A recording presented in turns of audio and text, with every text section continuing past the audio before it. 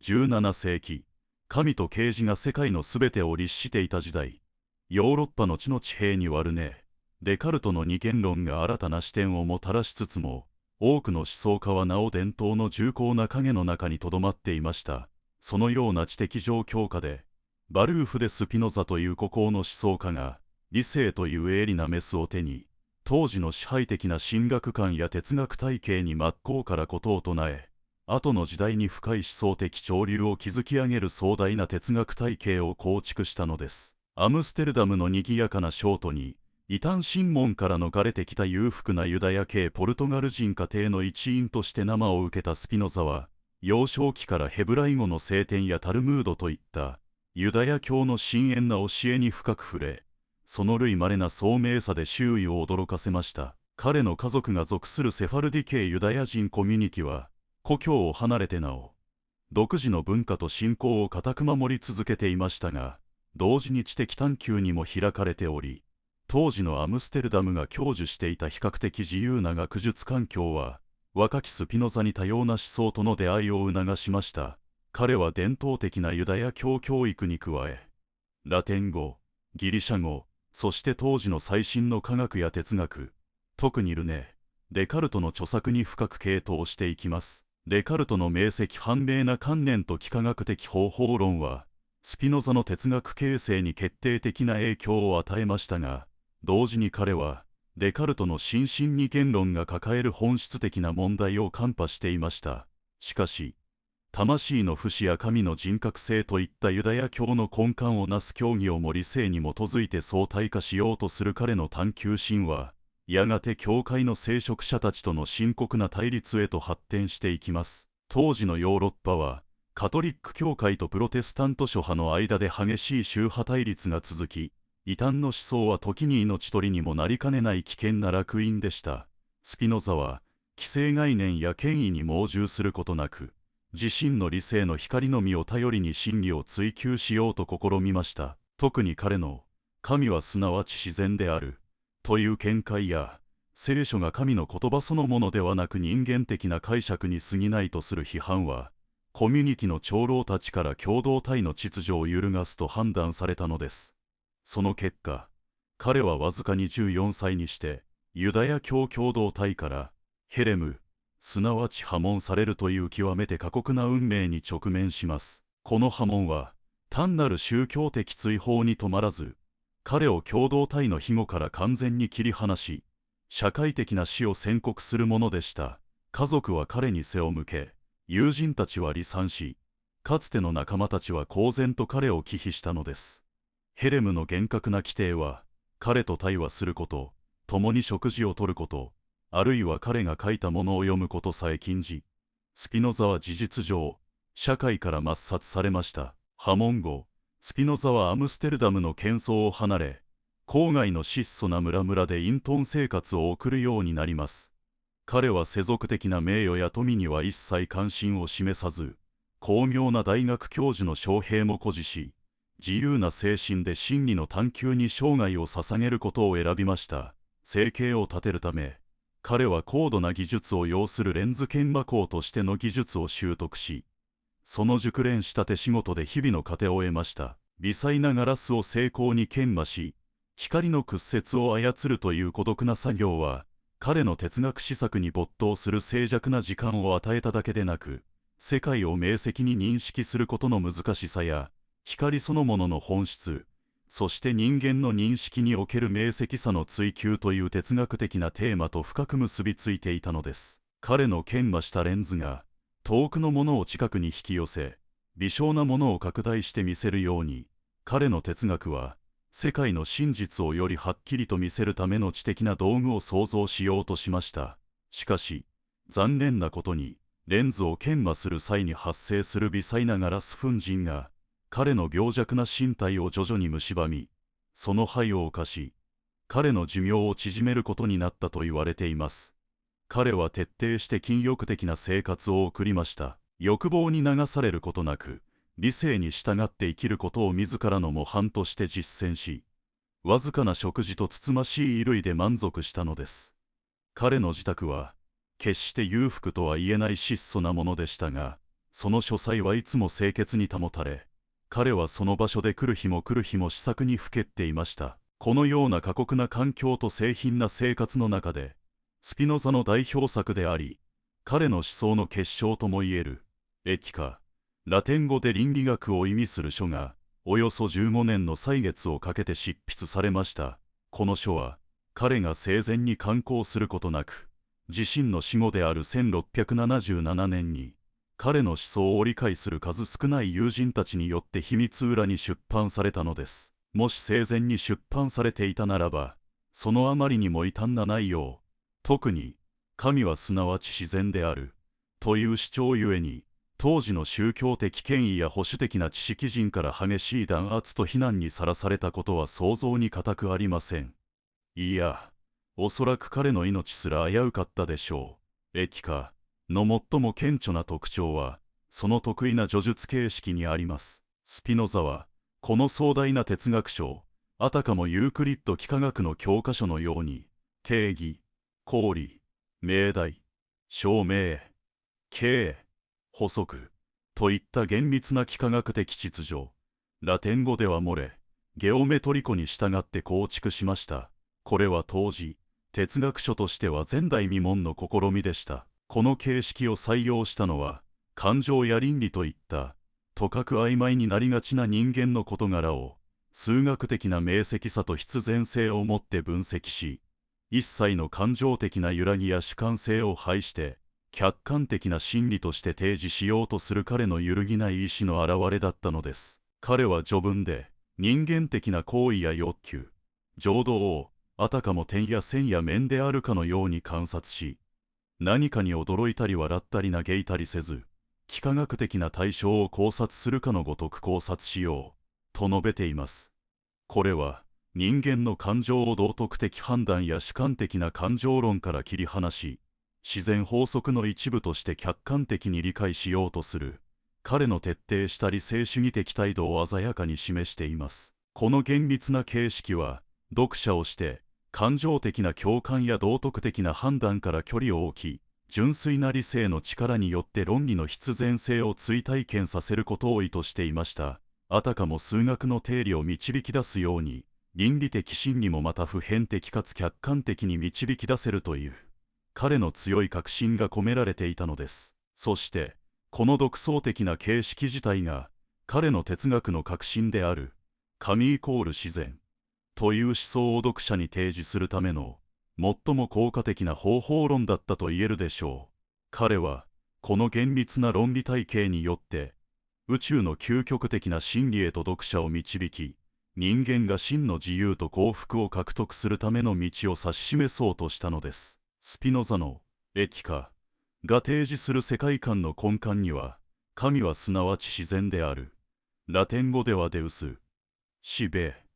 ナトゥーラという、当時の思想界に衝撃を与えた大胆な宣言があります。この思想は、伝統的な有神論が描く人格を持ち、超越的な存在として世界の外側からそれを創造し、恣意的に支配する神のイメージを根底から覆すものでした。スピノザにとっての神は、宇宙の外側に君臨する創造主ではなく、むしろこの宇宙そのもの、すなわち自然そのものであり、存在するものすべての内在的な原因であり、その本質そのものであると彼は説きます。神は万物に偏在し、その本性からすべてが必然的に流出するのです。これは、神と世界を分離するデカルト的な二元論を完全に克服し、すべての存在を一つの統一的な体系として捉え直す半神論的、英語ではパンテイスティックな世界観です。彼が半神論者と呼ばれるゆえんはここにありますが、彼の半神論は、神がすべてのものと等しいという単純なものではなく、万物が神の内側に存在し、神の属性と様態として現れるという、より厳密で体系的なものです。この唯一無二の、絶対的に無限なる存在を、スピノザは実体、ラテン語ではスブスタンティアと呼びました。実体とは、それ自体において存在し、それ自体によって概念化されるもの、ラテン語ではカウサ、スイ、クイウス、エッセンティア、インウォルウィット、エクスイステンティアと定義されます。すなわち、他のいかなるものにも依存せず、自己の原因であり、自己のうちに存在し、究極的な存在基盤を意味するのです。それは自らを原因とするものであり、無限に多くの属性を持つとされました。この実体はただ一つしか存在し得ず、無限に多くの属性を持つとされるのは、もし他に実体が存在するとすれば、それらは互いを限定することになり、いずれも無限の実体とは呼べなくなるからです。この単一の実体が宇宙のすべてであり、すべての存在は実体の多様な表現に過ぎません。スピノザは、この実体の多大地性、無限性、そして自己原因性を徹底的に論証することで、世界の究極的な統一性を確立しようとしたのです。この無限の属性の中でも、人間がその限られた認識能力で把握できるのは、C、コギタティオと延長、エクステンシオという2つの属性のみです。C とは、思想、意識、精神、概念といった内的な側面を指し、延長とは、空間を占める物質的な側面、すなわち身体や物理的な現象を指します。つまり、私たちが精神的な世界と物質的な世界として認識するものは、実は唯一の無限の実体である神、すなわち自然が、それぞれ異なる側面から現れた属性に過ぎないというのがスピノザの主張なのです。この2つの属性は、互いに独立しており、一方から他方を導き出すことはできませんが、常に並行して存在し、究極的には同じ実体の表現であると考えられました。デカルト哲学において、精神と身体の相互作用は解決困難な問題として残されましたが、スピノザの心身平行論は、両者が同じ実体の異なる表現であると捉えることで、この相互作用の問題を根本的に解消しました。例えば、ある思考が身体的な活動を伴う場合、それは C の属性と延長の属性という2つの異なる表現を通して、同じ一つの出来事を指し示しているに過ぎず、両者は完全に調和しているのです。心と身体は別個の存在ではなく、神という一つの実体の異なる二つの側面であり、常に一対一で対応します。さらに、スピノザは、この実体の属性の下に現れる具体的な個々の事物を様態、ラテン語ではモドゥスと呼び、それを有限な様態と無限な様態に区分しました。様態は、実体の属性の様態として存在する、変化しうる有限なもの、あるいは無限なものです。私たちの個々の身体、心、木々、動物、惑星といった宇宙に存在するあらゆる有限なものは、すべて神、すなわち自然という唯一の実体の一部であり、その無限の属性の特定の様態として存在します。例えば、人間の心は C の属性の有限な様態であり、人間の身体は延長の属性の有限な様態です。これらの様態は、それ自身で独立して存在するのではなく、実体の中にあり、実体を通じてのみ理解されます。無限な様態の例としては、C の属性における無限の知性や、延長の属性における運動と静止の相対があります。これらの無限な様態は、有限な様態が実体と結びつくための橋渡しのような役割を果たします。スピノザのこの枠組みは、個別性と普遍性、多様性と統一性を矛盾なく説明しようとするものであり、宇宙のあらゆる存在を、神という唯一の実体の必然的な表現として捉えることを可能にしたのです。スピノザはまた、自然を農産的自然、ラテン語ではナトゥーラ・ナトゥランスと諸産的自然、ラテン語ではナトゥーラ・ナトゥラータという2つの側面から理解します。農産的自然は、神、すなわち実体そのものを指し、万物の永遠で無限の直接的原因です。これは、自己自身のうちに存在し、自己自身から必然的に生じる、根源的な実体としての自然です。すなわち、創造する自然、あるいは能動的な創造力そのものなのです。一方、諸産的自然は、農産的自然から生じるあらゆる様態の相対です。これは、個々の存在者、すなわち個々の物体、個々の思考、個々の出来事など、神という無限の属性の表現として現れるものを指します。初産的自然は、農産的自然に依存して存在し、その法則に従って変化し、生成、消滅します。この区別は、神の永遠性や不変の本質と、時間的に変化する現象世界との関係を理解する上で重要です。農産的自然は永遠の真理を、初産的自然は時間的な現象をそれぞれ表現し、両者は分かちがたく結びついています。このスピノザの体系は、宇宙のすべてが神の内側にあり、神と切り離すことができないという点で、深い宗教的畏敬の念を呼び起こすとともに、同時に徹底した決定論的世界観を内包しているのです。このスピノザ哲学が内包する徹底した決定論は、彼の体系の最も特徴的な側面の一つです。なぜなら、神、すなわち自然は必然性によって行為し、その本性からすべてのものが必然的に流出すると考えられるからです。神は自由意志によって世界を創造したり、特定の目的に向かって行動したりするわけではありません。神の自由とは、外部からの制約を受けることなく、その本性の身に従って存在し、行為することにたならないのです。従って、宇宙に存在する一切の出来事、自然現象、そして人間の行動ですらも、すべては神、すなわち自然の必然的な法則に従って生じるものであり、偶然性や恣意性は存在しないとされます。神羅万象は、神の無限の知と力が織りなす、完璧な必然の網の中に編み込まれているのです。スピノザは目的論的な思考を徹底的に排除しました。世界に特定の目的や意図があるとする考えは、人間が自身を世界の中心に置き、神を人間の都合の良いように解釈する傲慢さに過ぎないと彼は見なしたのです。この決定論的世界観は、人間の自由意志という概念に根源的な問いを投げかけます。スピノザは、一般に自由意志と呼ばれているものが、実は自身の行動の原因を無知ゆえに知らないことであると指摘します。人間は、自身の欲望や行動の真の原因、すなわち外界からの刺激や内的な身体状態、あるいは過去の経験によって形作られた必然的な連鎖を認識していないために、あたかも自らの意志で自由に選択しているかのように錯覚しているに過ぎない、というのです。例えば、怒りや悲しみにとらわれた人が、その感情の本当の原因、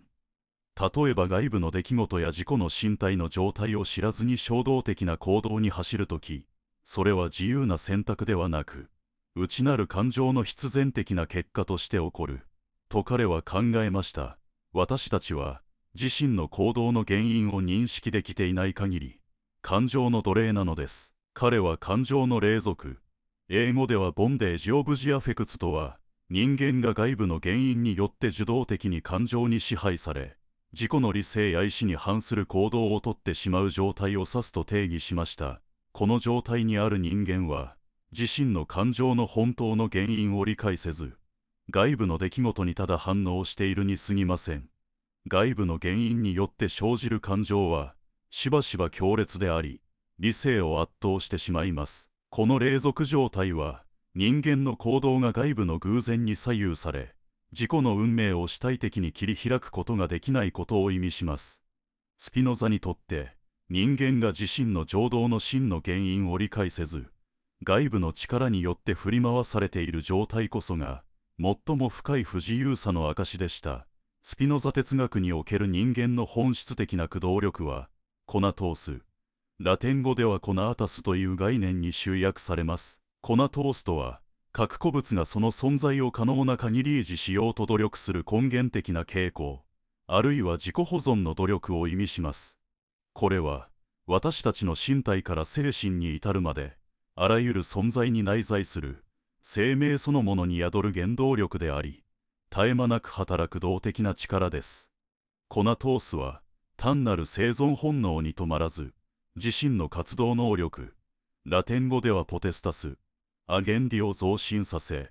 より完全な状態へと移行しようとする普遍的な欲求を指します。人間にとってコナトースは、自己の存在を維持し、自己の活動能力を高めようとする意志や欲望として具体的に現れるのです。このコナトースこそが、すべての感情の根源にある普遍的な動機となります。コナトースの増進、すなわち活動能力の向上は、喜び、ラテン語ではラエティティアとして経験され、私たちの意識に肯定的な感情をもたらします。喜びは、自己の存在がより豊かになり、より完全な状態へと移行する際に生じる情動です。逆に、コナトースの減退、つまり活動能力の低下は、悲しみ、ラテン語ではトリスティティアとして経験され、負けの感情として認識されます。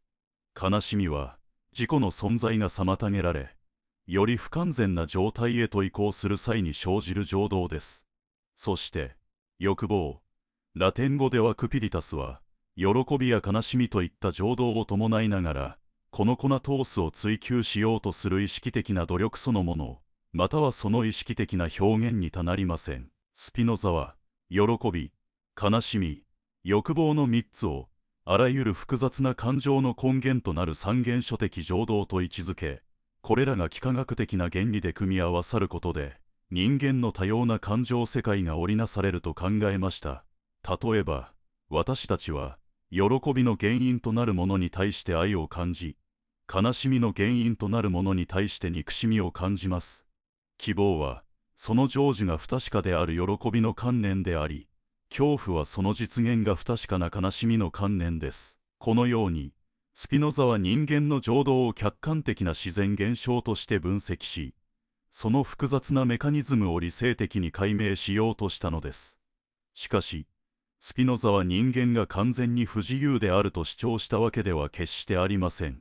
彼が考える自由とは、必然性を否定することではなく、むしろその必然性を認識することによって獲得されるものです。真の自由とは、外部からの強制ではなく、自己の本性の身に従って行動すること、すなわち理性によって自己を導く能力を指します。人間は、自身の行動や感情が、より広大な自然の必然的な法則の一部であることを理解し、その原因を認識することで、受動的な感情の奴隷状態から解放され、より能動的な存在へと変容することができる、と説いたのです。この認識こそが、人間が自身の行動を真に支配し、自己を自由にする唯一の道であると彼は考えました。私たちは、自己の情動を外部からやってくる異物としてではなく、自然の普遍的な法則の下に生じる必然的な現象として理解することで、その支配から脱することができるのです。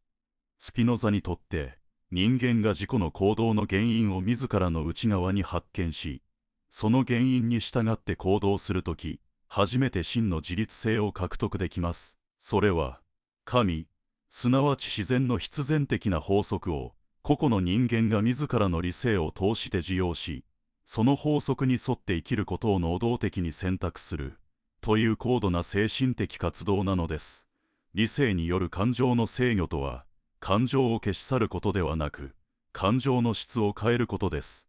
感情の原因を理性的に認識することが、感情の克服に不可欠であるとスピノザは説きます。私たちが経験する感情の多くは、外部の出来事への単なる反応ではなく、それに対する私たちの観念、あるいは認識によって生じるため、その認識を理性的に修正することが重要です。理性的な認識を通じて、私たちは受動的な感情、外部の原因によって引き起こされ、私たちを動揺させる感情を、能動的な感情、自身の理性的な理解から生じ、私たちをよりよく生きさせる感情へと転換させることができます。例えば、怒りという感情が、ある出来事や人物に対する誤った認識や、自身の欲求が満たされないことによって生じていることを理性が理解すれば、その怒りにとらわれる度合いは軽減されます。同様に、不幸な出来事に直面した際に、それを単なる悲運として受け止めるのではなく、宇宙の必然性の法則の一部として、その出来事がなぜ起こったのかを理性的に分析し、そこから学びを得ることで、悲しみはより建設的な感情へと昇華されるのです。理性的な喜びは、私たちが自己の理解を深め、より完全な状態へと近づくことによって生じます。これは自己の存在の必然性を認識し、宇宙との一体感を感じることから生まれる、より持続的で高次の喜びです。一方、理性的な悲しみは、自己の理解が不十分であること、あるいは自己の不完全さを認識することから生じますが、これもまた、自己をよりよく理解するための道標となり得るでしょう。これらの能動的な感情は、受動的な感情とは異なり、私たちをより高次の状態へと導く力を持っています。このようなプロセスを通じて、人間は自らを束縛する感情の鎖を解き放ち、より能動的に、より理性的存在として生きる道を見出すのです。真の自由とは、外部の出来事や内なる情動に振り回されることなく、自己の本性である理性に従って行動することです。それは、私たち一人一人が、神、すなわち自然の必然的な一部であることを認識し、その必然性を自らの本性として受け入れることから始まる、自己解放の旅路なのです。スピノザの倫理学は、単なる道徳規範の提示ではなく、人間がいかにして真の幸福と自由を獲得できるかという、存在論的な問いへの壮大な回答であり、人間が理性的存在として生きる道を示すことで、真の人間的卓越性を追求したのです。スピノザ哲学における真の自由と幸福の追求は、彼の独特な認識論と深く結びついています。エティカの最終部において、彼は人間の認識を3つの段階に分類し、最高の認説である第三種の知識へと到達することこそが、人間が最高の善たる神を理解し、最高の幸福を得る道であると説きます。第一種の知識は想像。英語ではオピニオンと呼ばれるもので、これは感覚経験や無秩序な連想に基づく、断片的で混濁した認識です。例えば、他人の話を聞いたり、経験から偶然的に得られたりする知識がこれにあたります。私たちは、特定の状況で雨が降るのを見て、単に雨が降るという事実を認識するだけで、その原因や必然性を理解しません。この想像の知識は、不完全であり、しばしば誤謬の原因となります。私たちの感情の多くが受動的であり、偏見や迷信にとらわれるのも、この断片的な想像に由来するのです。想像は、事物の部分的な側面しか捉えられず、その全体性における位置づけや原因との必然的な連鎖を看破できないため、人間を受動的な感情の奴隷状態に陥らせます。第二種の知識は理性。英語ではリーズンであり、これは共通概念。英語ではコモン。ノーションズに基づいて論理的に導き出される、明晰で判明な認識です。例えば、物理的な物体の共通の性質や、幾何学的な原理、あるいは原因と結果の必然的な連鎖を理解する知識がこれにあたります。私たちは、雨が降る原因が気象学的な法則に基づいていることを理解し、その現象を普遍的な法則の一部として捉えることができます。理性による知識は、私たちが受動的な感情を理解し、その原因を認識することで、感情の支配から解放される手助けとなるのです。この段階で、人間は個々の事物の背後にある普遍的な法則や因果関係を把握し、事物をより体系的に、論理的に理解することができるようになります。しかし、理性による知識把握まで推論的であり、個々の事物が実体からいかに必然的に流出しているかを直接的に把握するには至りません。そして、最高の認識が第三種の知識、すなわち直感的知識、英語ではインチュイティブ、ナレッジです。これは、事物の本質を直接的に、即座に把握し、それらが神、すなわち自然の無限の属性からいかに必然的に流出しているかを、永遠の層のもとに、ラテン語ではスブ、スペキエ、アエテルに立ていす理解する知識です。この知識においては、もはや推論の段階は必要なく、すべてが一瞬にして明瞭となります。個々の存在が、無限の神の必然的な表現として、その全体像の中に完璧に位置づけられていることを直接的に洞察する状態です。これは、単に原因を認識するだけでなく、その原因がどのようにして究極的な原因である神へと遡り、すべてが神の本性から必然的に生じているのかを悟ることにたなりません。第三種の知識は、個別的な事物が宇宙全体の必然的な秩序の中でいかなる位置を占めるかを、全体性の中で直感的に把握する能力です。この直感的知識に到達した人間は、もはや外界の出来事や内なる感情に振り回されることはなく、最高の喜びと満足を経験します。この第三種の知識は、スピノザが知的な神への愛、ラテン語ではアモール・インテレクチュアリス・デイと呼んだものと不可分です。この愛は、個人的な神への信仰や、報奨を期待する感情的な愛ではなく、神、すなわち自然の普遍的かつ必然的な秩序を理性的に理解することから生じる、純粋な喜びと合一の感情です。人間がこの知的な神への愛を経験するとき、それは同時に、神が自らを愛する愛の一部でもあるとスピノザは説きます。なぜなら、人間の理性が神の必然性を理解することは、神自身の無限の知性が自らを理解することの一つの表現にたならないからです。この愛は、究極的な幸福であり、最高の善であるとされ、苦しみや悲しみから解放された、真の魂の平静をもたらします。それは、個人の有限な存在が、無限の宇宙の必然性と一体となる、最も高貴な精神的状態なのです。スピノザにとって、人間がこの第三種の知識と知的な神への愛に到達することこそが、永遠の生、すなわち祝福、英語ではブレッシドネスにたならなかったのです。彼の考える永遠性とは、時間的に無限に続くことではなく、時間から独立した普遍の本質的な存在を意味します。それは、有限な生命の時間を超越し、宇宙の永遠の秩序を認識し、その一部となることです。この永遠の生は、肉体の死を超えて、理性が神の永遠の秩序を認識し続けた限りにおいて、魂の中に存在し続けるのです。つまり、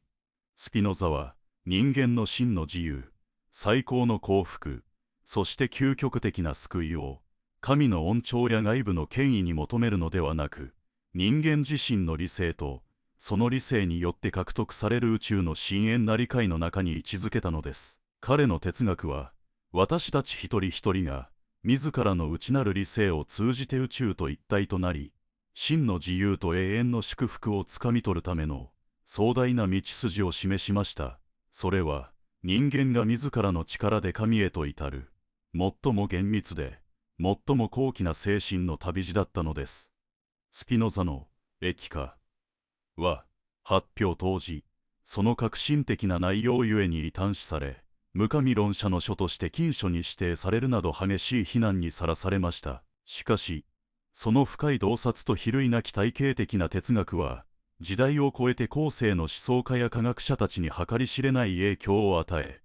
今日に至るまで多くの議論と研究の対象となっています。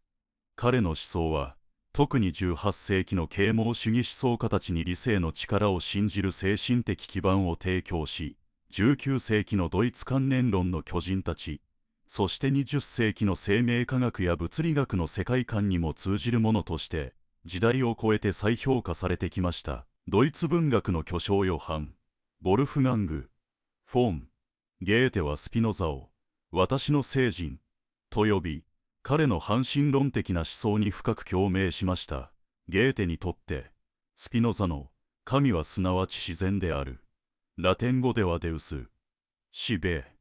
ナトゥーラというテーゼは、自然を単なる物質の集合ではなく、生きた精神、神聖な秩序として捉える彼の世界観と完全に一致したのです。ゲーテの文学作品、特に彼の筆性の大作、ファウスト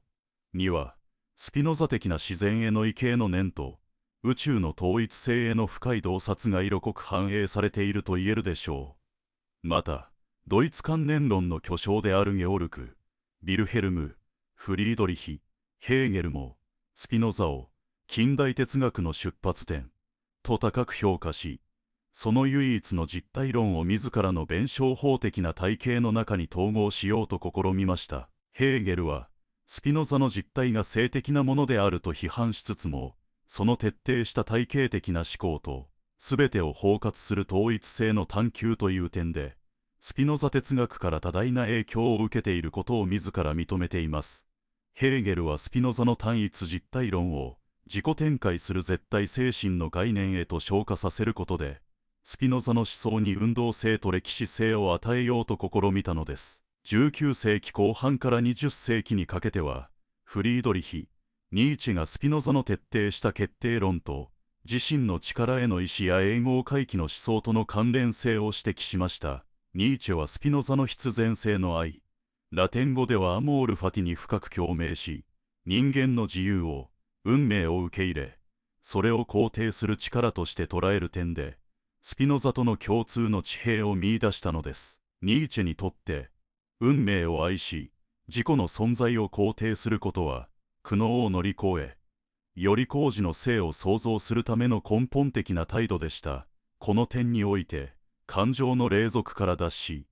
宇宙の必然性を認識することで自由を獲得するというスピノザの思想は、ニーチェの思想の先駆的な表現とみなせます。さらに、20世紀を代表する科学者であるアルベルト・アインシュタインも、スピノザの神概念に深い敬意を抱いていたことは世界的に有名です。アインシュタインは、人格心を信仰するのではなく、宇宙の秩序と法則の中に神性を見出すスピノザの半神論に深く共感し、これを自らの言葉で、スピノザの神、と表現しました。彼は、宇宙の深遠な美しさと合理性を探求する科学者の姿勢と、スピノザが神の知的な愛に至る道として提示した知性による神の認識とを重ね合わせました。アインシュタインは、宇宙の物理法則の中に究極的な美と秩序を見出し、そこに深い畏敬の念を抱いていましたが、これはスピノザが神、すなわち自然の必然性を理性的に理解することに最高の喜びを見出したことに通じます。現代社会において、スピノザの哲学は、環境倫理、心理学、そして現代科学との対話において、かつてないほどの新たな意義を見出し続けています。彼の、神はすなわち自然である、という半神論的実体論は、人間が自然の中心に立つ特権的な存在ではなく、生命の網の目の一部であるという、現代生態学的な視点と驚くほど合致します。地球規模での環境問題が深刻化する現代において、人間中心主義的な価値観を超え、自然全体を神聖なものとして捉え、その内在的価値を尊重するというスピノザの思想は、持続可能な社会を構築するための、極めて強力な倫理的基盤を提供し得るでしょう。特に、彼は自然のあらゆる存在に粉通す、すなわち自己保存の努力が内在すると考えた点で、現代の生物多様性保護の思想とも共鳴します。また、彼の情動に関する客観的な分析は、現代の心理学や神経科学における感情研究にも通じる洞察を含んでいます。感情を、善悪の判断を伴わない自然な現象として捉え、その原因を究明することで、感情に振り回されることなく生きる道を探るという彼の姿勢は、現代の認知行動療法やマインドフルネスといったアプローチとも重なる部分があります。理性によって感情を制御し、真の原因を認識することで自由を獲得するという彼の考えは、現代人が抱えるストレスや精神的な葛藤への対処法としても、示唆に富んでいると言えるでしょう。例えば、マインドフルネスの実践において、感情を客観的に観察することは、スピノザが感情の原因を理性的に分析し、その効力を弱めようとした試みと共通の目的を持ちます。スピノザの幾何学的証明法は、哲学的な議論に厳密性と客観性をもたらそうとした画期的な試みとして評価される一方で、その形式が哲学的な概念や倫理的な洞察を数学的な公理系のように扱うことへの批判も招きました。定義や公理が自明であるとは限らず、かえって哲学を難解にし、その人間的な側面を見えにくくしているという指摘もあります。しかし、この形式は、哲学という営みが持つ論理的厳密性と体系的な追求の重要性を示唆しており、現代の構造主義的思考やシステム理論にも通じる先見性を持っていたと言えるでしょう。MATTHEWJ。スピノザは、およそ350年以上前に生きた哲学者でありながら、その思想は時代を超え、現代社会が直面するさまざまな課題に対して、今なお深く、そして鮮やかな洞察を与え続けています。彼の生涯と哲学は、人間が理性と知の探求を通じて、いかにして真の自由と幸福、そして宇宙との一体感を実現できるかという、普遍的な問いに対する力強い答えを提示し続けているのです。彼のエキカは単なる哲学書ではなく、私たち自身の存在とこの広大な宇宙における私たちの位置づけを深く見つめ直すための自己変革を促す永遠の指針であり続けているのです。